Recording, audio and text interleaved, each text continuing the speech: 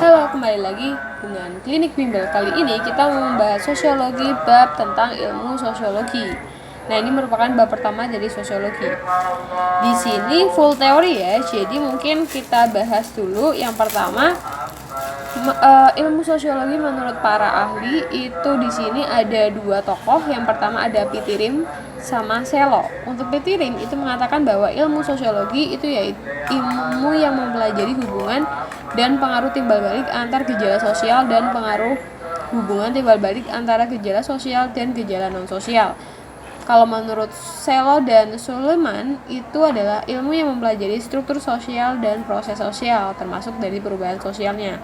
Nah, secara kesimpulan, sosiologi itu adalah ilmu yang mempelajari hubungan atau interaksi manusia dalam masyarakat, proses sosial, struktur sosial, dan perubahan sosial. Nah, sosiologi itu juga memiliki karakteristik nih teman-teman. Jadi nanti kalau di soal latihan biasanya munculnya gini. Di bawah ini yang merupakan karakteristik dari ilmu sosiologi adalah titik-titik. Atau bisa aja nanti pengertian dari karakteristik nanti disuruh menunjukkan itu tuh termasuk karakter yang seperti apa. Di sini ada teoretis, empiris, nonetis, sama kumulatif. Kalau teoretis itu dia berusaha menyusun abstraksi dari hasil observasi. Jadi berdasarkan observasi di lapangan itu yang disebut teoretis. Kalau empiris itu didasarkan pada observasi terhadap kenyataan dan akal sehat. Jadi hasilnya tidak spekulatif. Spekulatif itu misalkan nih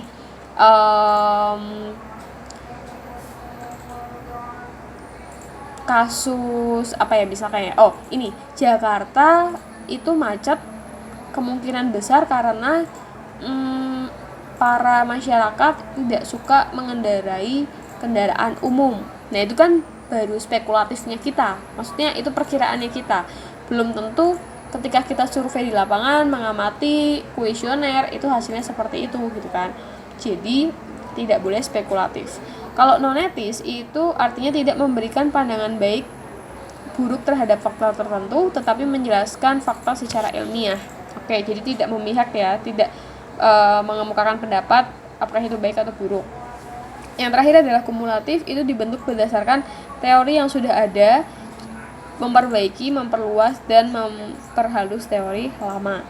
Nah, hakikat sosiologi sebagai ilmu pengetahuan itu merupakan ilmu sosiologi adalah bagian dari ilmu sosial. Kemudian dia itu bukan ilmu pengetahuan yang berdisiplin normatif, tetapi masuk ke disiplin kategoris. Ilmu pengetahuan murni dan bukan terapan. Ilmu pengetahuan abstrak dan bukan konkret, menghasilkan definisi dan pola umum. Ilmu pengetahuan empiris dan rasional, serta ilmu pengetahuan umum bukan khusus. Nah, awal munculnya ilmu sosiologi itu bersumber dari filsafat. Jadi kalau filsafat itu adalah ilmu yang berusaha mencari sebab terjadinya sesuatu berdasarkan pikiran atau rasio. Nah, filsafat berkembang seiring perkembangan kehidupan masyarakat. Jadi intinya sosiologi itu muncul diawali adanya ilmu filsafat dulu. Kemudian dia berkembang di masyarakat sehingga mulailah terfikirkan sosiologi. Kemudian perkembangan sosiologi hingga abad ke-19 itu di mana revolusi industri berdampak luas bagi kehidupan masyarakat di dunia. Akibatnya feodalisme dan kapitalisme semakin berkembang, sehingga memunculkan reaksi masyarakat yang menentang sistem tersebut. Nah, adanya revolusi Prancis dan industri itu mendorong ilmuwan menganalisis dampak kapitalisme sama feodalisme. Salah satu tokoh yang menganalisis itu adalah Auguste Comte. Nah, bapak sosiologi itu disebut sebagai Auguste Comte. Selanjutnya perkembangan pada abad ke-20. Mulai munculnya ilmu yang bersifat mikro yang berfokus pada analisis proses sosial berskala kecil tentang yang dilakukan, dikatakan, serta dipikirkan manusia. Nah, muncul juga nih sosiologi modern dan teori sosiologi baru untuk mengurai berbagai fenomena sosial akibat gelombang imigrasi. Untuk perkembangan sosiologi di Indonesia, itu mulai dilaksanakan kuliah ilmu sosiologi di sekolah tinggi. Kemudian sosiologi ini menjadi mata kuliah tambahan ya, tambahan dari ilmu hukum. Kemudian semakin lama semakin penting hingga akhirnya ilmu pengetahuan sosiologi itu berdiri sendiri. Selanjutnya kita akan belajar tentang tokoh-tokoh dari teori sosiologi klasik. Nah, ciri-cirinya untuk sosiologi klasik itu adalah pendapat yang masih universal dan hanya ada satu bahasan atau konsep. Tokoh yang pertama itu ada Auguste Comte, itu terkenal dengan pemikiran positivisme dan memusatkan pada faktor intelektual. Jadi menurut Auguste Comte itu adalah kekacauan intelektual itu akan mengakibatkan kekacauan sosial. Di sini ada 3 tahap tingkatan intelektual dalam perkembangan manusia. Yang pertama, tahap teologis. Dia mengatakan bahwa setiap benda memiliki kekuatan gaib, dibagi menjadi fetisisme, politeisme, dan monoteisme.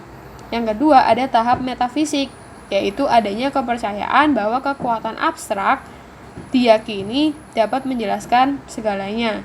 Yang ketiga, ada tahap positivistik, yaitu manusia memusatkan perhatian pada pengamatan alam fisik dan dunia sosial guna mengetahui hukum yang mengaturnya.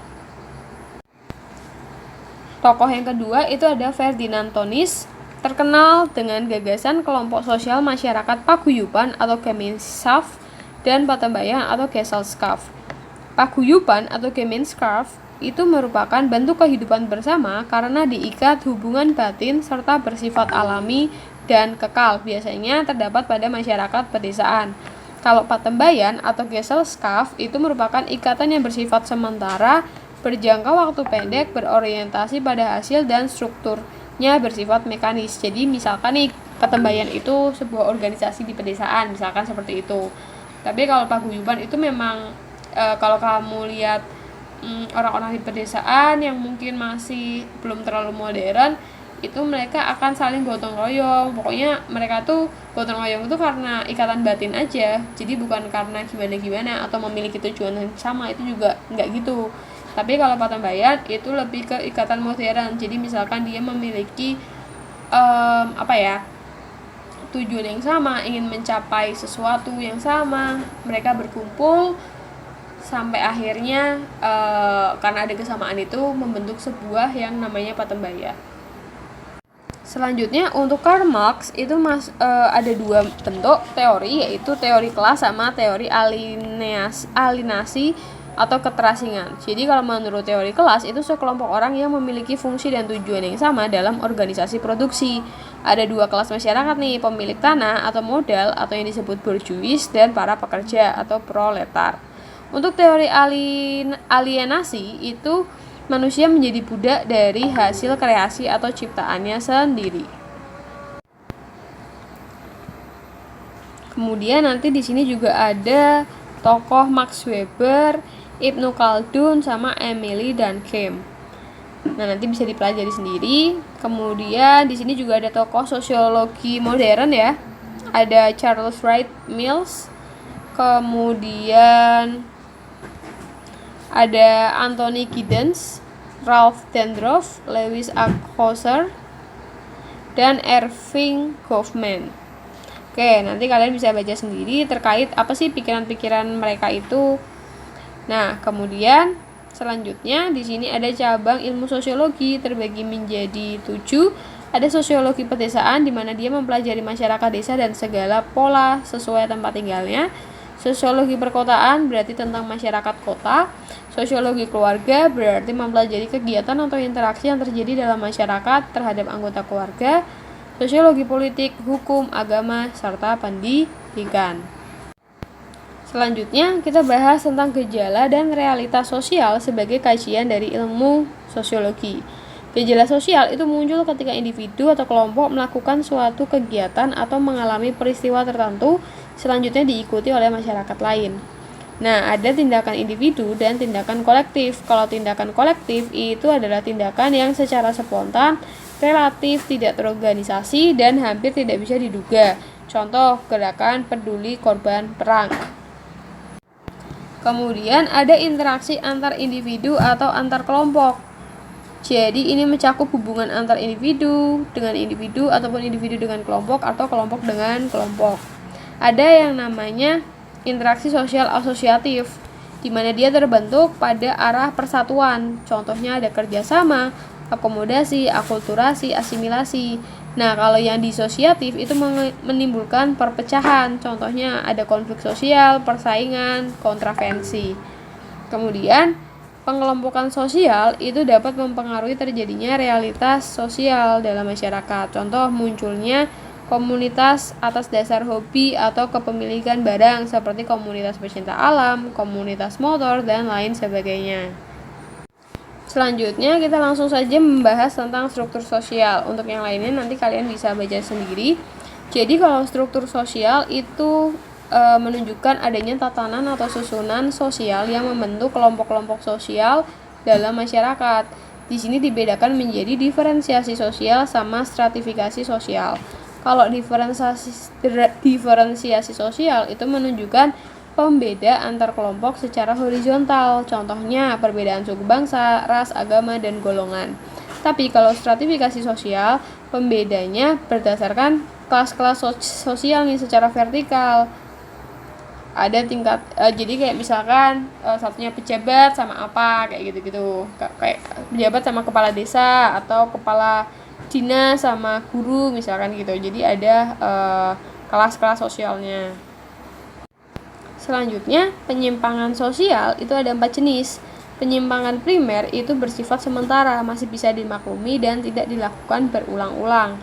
Kalau yang sekunder itu penyimpangan dilakukan berulang, jadi sulit dihentikan. Kalau penyimpangan positif, itu penyimpangan yang dapat menimbulkan dampak positif bagi kehidupan pelaku atau orang di sekitarnya. Dan yang satu lagi ada penyimpangan sosial negatif, berarti dia menimbulkan dampak negatif. Kemudian selanjutnya kita akan membicarakan tentang mobilitas sosial. Jadi mobilitas sosial itu artinya pergerakan atau perpindahan status seseorang atau kelompok sosial dari suatu lapisan sosial menuju lapisan lain. Di sini dibedakan menjadi mobilitas vertikal. Kalau vertikal berarti dia bersifat naik atau turun. Kalau horizontal itu tingkatnya sama. Kalau lateral itu perpindahan individu atau kelompok dari satu wilayah ke wilayah lain tanpa mengubah status sosial. Oke, mungkin secara teori cukup sekian. Untuk detail-detail lainnya kalian bisa baca di rangkuman klinik bimbel ya. Kita lanjut ke next soal.